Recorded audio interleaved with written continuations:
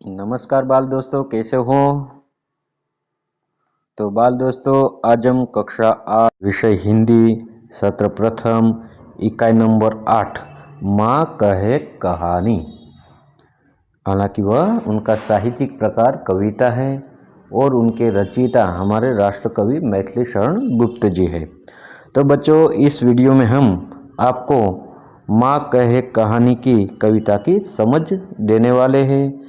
साथ साथ में उनका जो पंक्तियाँ है उनका सरल अर्थ भी देंगे और उसमें जो भी कठिन शब्द होंगे, शब्दार्थ है, उसकी भी हम जानकारी देने वाले हैं। तो बच्चों, शुरू से लेकर अंत तक इस वीडियो में आप जरूर बने रहिए। तो सबसे पहले हमारा ध्यान पृष्ठ क्रमांक 50 सत्र प्रथम हिंदी कक्षा 8 में पृष्ठ क्रमांक 50 पर होना चाहिए। उसमें बहुत ही प्यारी सी कविता माँ एक कहानी। तो सबसे पहले बच्चों, हम टाइटल यानी कि शीर्षक के बारे में थोड़ी बहुत जानकारी प्राप्त कर लेते हैं कि माँ यानी कि माँ मम्मी, कह ये कहानी यानी कि एक मुझे कहानी सुनाओ। जिस प्रकार से हम भी छोटे थे तब दादी नानी आदि जो थी वो हमें कहानियाँ सुनाती थी। तो इस प्रकार से एक छोटा बच्चा है तो वह अपनी माँ को कहता है कि माँ एक मुझे कहानी आप सुनाइए। तो बच्चों, ये जो मूल कहानी है यानी कि कविता है, एक प्रसंग है, वह गौतम बुद्ध यानी कि बौद्ध धर्म के प्रवर्तक है गौतम बुद्ध, उनके जीवन पर आधारित है। उनके एक बचपन का प्रसंग है जो कि गौतम बुद्ध का पहले का नाम सिद्धार्थ था। उनको एक बेटा था जिसका नाम राहुल था और उसकी पत्नी का नाम यशोधरा था। तो उसको माध्यम में रखते हुए यह उनकी एक जो कि एक घटना है बचपन की, वो घटना का हमें यहाँ उल्लेख हमारे सामने प्रस्तुत किया गया है। और इस कविता के माध्यम से कहना चाहते हैं कि मारने वाले से बचाने वाला बड़ा होता है।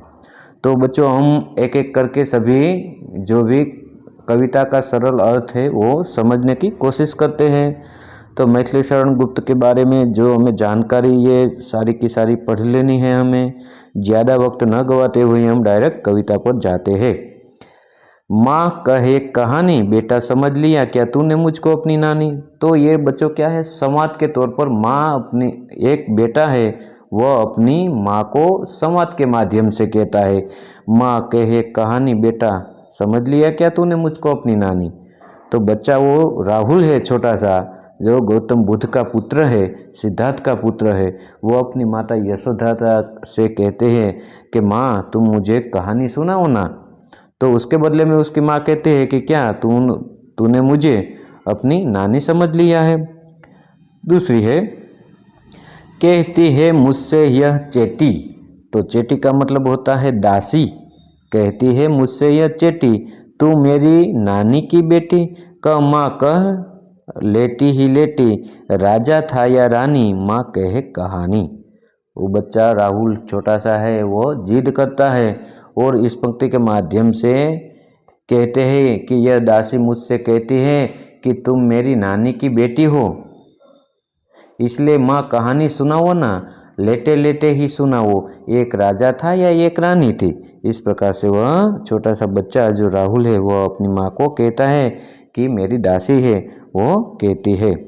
उसके बाद है, तू है हठी। हठी यानी कि जिद्दी, जिद करने वाला कोई बच्चा होता है तो हम उसे हिंदी में हठी कहते हैं। तू है हठी मानधन मेरे, मानधन यानी कि पुत्र, तू है तो बड़ा जिद्दी और मेरा पुत्र है। सुन उपवन में बड़े सवेरे, उपवन यानी कि उद्यान बगीचा, सुन उपवन में बड़े सवेरे, तात भ्रमण करते थे तेरे जहाँ सुरभि मनमानी। तो बच्चों यहाँ क्या आया कि तात यानी कि पिता, भ्रमण यानी कि घूमना, सुरभि यानी कि खुशबू, मनमानी यानी कि मनपसंद। तो इसका मतलब होता है कि बेटे, मेरे बेटे तू बहुत ही जिद्दी है, अच्छा तो सुन, ठीक है। एक दिन बड़ी सुबह तेरे पिता बगीचे में घूम रहे थे, उस समय वातावरण में मनपसंद खुशबू फैली हुई थी। वहाँ, ठीक है, जहाँ सुरभि मनमानी, सुरभि यानी कि खुशबू और मनमानी यानी कि मनपसंद खुशबू आ रही थी।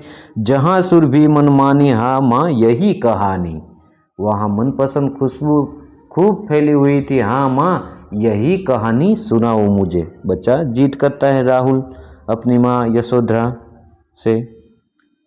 उसके बाद हमारा ध्यान पृष्ठ क्रमांक 51 पर होना चाहिए। वर्ण वर्ण के फूल खिले थे, झलमल कर हिम बिंदु झिले थे, हल्के झोंके हिले मिले थे, लहराता था पानी। तो इसका मतलब होता है वर्ण वर्ण यानी कि तरह तरह के अलग अलग के फूल खिले थे, झलमल कर हिम बिंदु यानी कि ओस की बिंदु झिले हुए थे, हल्के झोंके हिले मिले हुए थे, लहराता था पानी। लहराता था पानी, हाँ माँ यही कहानी है। तो उस पंक्ति का सरल अर्थ बच्चों देखिए कि बगीचे में तरह तरह के रंगों वाले फूल खिले थे, उन पर ओस की बूंदें चमक रही थी, हवा के हल्के हल्के झोंके से फूल हिल रहे थे, उन पर ओस का पानी लहराता था। राहुल ने पूछा क्या उन पर पानी लहराता था? हाँ माँ मुझे यही कहानी सुननी है। उसके बाद देखिए बच्चों आगे, गाते थे खग कलकल स्वर में, खग यानी कि पक्षी, कलकल स्वर यानी कि आवाज में, सहसा एक हंस ऊपर से, सहसा यानी एकाएक यानी कि अचानक, गाते थे खग खग कलकल स्वर में, पक्षी कलकल स्वर में गाते थे, इतने में अचानक एक हंस ऊपर से गिरा, बिद्ध होकर खग सर से हुई पक्ष की हानि। गिरा बिद्ध यानी कि बिंधा हुआ, किसी ने बाण चलाया था। तो वह देखिए आप चित्रों में बाईं ओर दिखाई देता है कि उनके पंख में से लहू निकलता जा रहा है, ऐसा हमें चित्र में प्रतीत होता है। बिंधा हुआ, बिद्ध यानी कि बिंधा हुआ होकर खग सर से, सर यानी कि बाण से, हुई पक्ष की हानि, पक्ष यानी कि पंख, उनके पंख की हानि हो जाती है, नुकसान हो जाती। हुई पक्ष की हानि करुणा भरी कहानी। ठीक है, तो कहते हैं कि ऐसा देखकर हमें दया आ जाती है, ऐसी माँ हमें कहानी सुनानी है। तो उसका हम सरल अर्थ में देखें, पक्षी मधुर स्वर में गा रहे थे, अचानक एक हंस ऊपर से गिरा, वह पक्षी बाण से बिध गया था, उसका एक पंख घायल हुआ था। दुखी होकर राहुल ने पूछा पंख घायल हो गया था? यह तो बहुत दुख भरी कहानी है माँ, मुझे ऐसी ही कहानी सुनानी है। फिर उसके बाद, चौंक उन्होंने उसे उठाया, नया जन्म सा उसने पाया, इतने में आंखें टकाया, लक्ष्य सिद्धि का मानी। इस प्रकार से चौंक उन्होंने उसे उठाया, चौंक गई वो तो कि ऐसा क्या हो गया, नया जन्म सा उसने पाया, जिस प्रकार से वह लाया, जिनकी उनकी परवरिश की उस पक्षी की, खग की, और फिर वो उनके पंख में से जो लहू निकलता था वो धीरे धीरे बंद हो जाता है। इतने में आखेटक आया, आखेटक का मतलब होता है बच्चों शिकारी आया, लक्ष्य सिद्धि का मानी। उन्होंने क्या कहा, उनका जो निशाना था वह लग गया था, इसलिए वो बहुत ही मानी यानी कि अभिमानी, अभिमान में आ गया कि मैंने एक पक्षी को अपनी बाणों से बिध दिए हैं। तो तुरंत वह खाने के लिए आता है, उनके पास आता है उनको लेने के लिए। लक्ष्य सिद्धि का मानी कोमल कठिन कहानी, तो उनका मतलब होता है कि तेरे पिता ने चौंककर उसे उठाया, उनके स्पर्श से पक्षी ने मानो नया जन्म लिया। उसी समय शिकारी वहां आ पहुंचा, उसे इस बात का गर्व था कि उसका निशाना सही बैठ गया है। क्या अचूक निशाना, निशाने का अभिमानी, यह तो कोमल पर कठोर कहानी है। तो यशोधरा अपने बेटे को कहती है राहुल से कि एक दिन अचानक तेरे पास तात यानी कि पिताजी जो घूमने बगीचे में गए थे, तो अचानक एक हंस उसमें बिंधा हुआ उसे मिलता है, तुरंत वह आंखें तक शिकारी आ जाता है। इस प्रकार से वह कहानी सुनाती है। फिर आखिर में लास्ट में देखिए पृष्ठ क्रमांक 51 पर, मांगा उसने आहत पक्षी तेरे तात किंतु थे रक्षी, तब उसने जो था खग भक्षी हठ करने की ठानी। तो इसका बच्चों मतलब होता है मांगा उसने आहत, आहत यानी कि, आहत यानी कि घायल, मांगा उसने आहत पक्षी, किसने मांगा, जो आखेटक शिकारी था उसने गौतम बुद्ध यानी कि सिद्धार्थ से पक्षी मांगा। तेरे तात किंतु थे रक्षी, तेरे तात तेरे जो पिता से थे वो उनके रक्षक थे। तब उसने जो जो था खगभक्षी, वह क्या आखेटक्का का क्या काम था, तो कि खगभक्षी यानी कि खग यानी कि पक्षियों को खाना। वह पक्षियों का मांस खाना चाहता था। हठ करने की ठानी, और जो आखेटकाया वो हठ कर बैठता है कि भाई मुझे दो, ये मैंने निशाना लगाया हुआ है, इसलिए मेरे बाण से बिध गया है, तो तुम मुझे दो, इस पक्षी को मैं खाना चाहता हूँ क्योंकि मैं पक्षियों को खाता हूँ। तो उनका मतलब बच्चों होता है, शिकारी ने तेरे पिता से घायल पक्षी मांगा, परंतु तेरे पिता पक्षी की रक्षा करने वाले थे, तब पक्षियों का मांस खाने वाला वह शिकारी पक्षी लेने पर अड़ गया। राहुल बोला वह अड़ गया, अब तो मामला बहुत बढ़ गया। उसके बाद पृष्ठ क्रमांक 52 पर हमारा ध्यान होना चाहिए। पृष्ठ क्रमांक 52। हठ करने की ठानी, अब बढ़ चली कहानी, और इस प्रकार कहानी आगे बढ़ जाती है। उसके बाद है, हुआ विवाद सदन निर्दय में, उभय आग्रही थे स्वविषय में, गई बात तब न्यायालय में, सुनी सभी ने जानी। हुआ विवाद यानी कि बहस हुई दोनों के बीच, सदय यानी कि दयालु, और निर्दय यानी कि दयाहीन, जिसमें दया न हो उसे निर्दय कहते हैं। तो इस प्रकार से उसके अंदर क्या हुआ, बहस होने लगती है दयालु और निर्दयता के बीच में।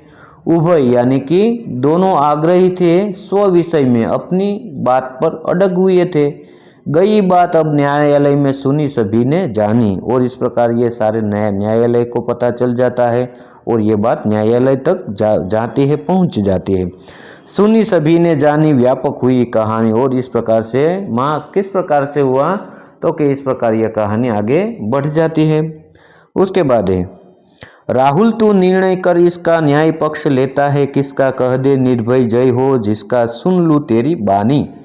तो अपनी माँ अपने बेटे से कहती है, यशोदा है, वह राहुल से कहते, राहुल तू निर्णय कर इसका, निर्णय यानी कि फैसला कर कि ये निर्णय किस ओर जाना चाहिए।